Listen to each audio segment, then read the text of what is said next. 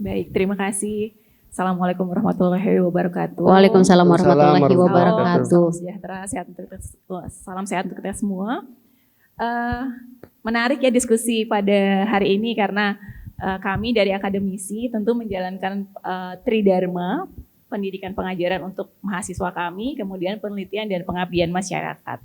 Jadi mungkin nanti agak sedikit menyambung dengan apa yang disampaikan oleh Pak JM, Pak Wahyu dan Pak JM Pulman terkait apa tadi yang telah disampaikan.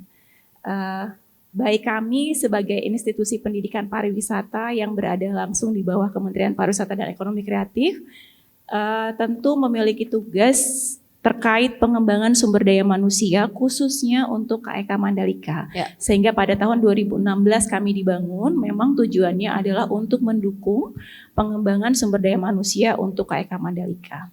Kemudian seiring perjalanannya waktu tentu kurikulum yang kami lakukan adalah industry based kurikulum yang menyesuaikan dengan kondisi dunia usaha, dunia industri dan dunia kerja yang ada di khususnya untuk KEK Mandalika, wilayah NTB, nasional dan dunia seperti itu. Terkait untuk sumber daya manusia yang ada di Mandalika sendiri saat ini komposisi dari mahasiswa Politeknik Pariwisata Lombok setiap tahunnya masih didominasi oleh masyarakat NTB, yaitu sekitar 95 sampai 97% adalah masyarakat NTB Bapak dan Ibu sekalian. Okay. Sehingga memang tujuan pengembangan sumber daya manusia saat ini khususnya untuk pariwisata kami masih berfokus kepada masyarakat Nusa Tenggara Barat, di mana pengembangan kewilayahan dari Politeknik Pariwisata Lombok sesungguhnya ada beberapa provinsi lain selain NTB, Kalimantan Tengah, Kalimantan Timur, Maluku dan Maluku Utara. Namun jumlah mahasiswa kami saat ini adalah didominasi 95 sampai dengan 97% adalah dari NTB. Dan terkait hal tersebut dalam perkembangan kami mengikuti perkembangan industri yang ada, perkembangan usaha dan perkembangan dunia kerja yang ada, kami di Politeknik Pariwisata Lombok membangun seperti miniatur industri pariwisata Bapak dan Ibu. Kami memiliki Teaching Factory dan Teaching Industry Learning Center, di mana Teaching Factory dan Teaching Industry Learning Center itu memfasilitasi mahasiswa untuk bertemu langsung dengan wisatawan secara langsung. Kami memiliki hotel praktek, The Balen Sultan Hotel, dan Pesilak Tours and Travel, di mana praktek mahasiswa, karena kami adalah vokasi, 70% kami adalah praktek dan 30% kami adalah teori. Sehingga selain pembelajaran praktek dan teori tersebut, kami membuat sistem shift seperti di industri untuk mahasiswa terjun langsung ke hotel dan juga travel yang kami miliki. Itu adalah hal yang kami lakukan terkait pengembangan sumber daya manusia khususnya untuk mahasiswa. Selain hal tersebut, kami juga memiliki pengabdian masyarakat dan juga penelitian. Pengabdian masyarakat yang kami lakukan adalah sebelum-sebelumnya kami menerima banyak sekali permintaan dari desa-desa wisata terkait pengembangan wisata, sehingga memang kami cukup kewalahan Bapak dan Ibu sekalian untuk mengakomodir semua permintaan. Okay. Sehingga pola kami berubah menjadi pola pendampingan, di mana kami bermitra dengan pemerintah provinsi dan pemerintah daerah untuk memfokuskan program-program pengabdian masyarakat untuk desa-desa mana yang ingin didampingi terlebih dahulu seperti itu. Namun kami tidak menutup pintu bahwa apabila ada masyarakat atau desa-desa wisata yang membutuhkan secara teknis pendampingan apa, misalnya seperti ada beberapa homestay yang meminta pendampingan untuk penyiapan breakfast misalnya, kemudian untuk penyiapan kamar atau barista dan lain sebagainya, kami akan mengakomodir hal tersebut. Selanjutnya dari sisi penelitian, ini sangat menarik ya Pak Wahyu, Pak JM, karena kami juga bermitra khususnya untuk Mandalika.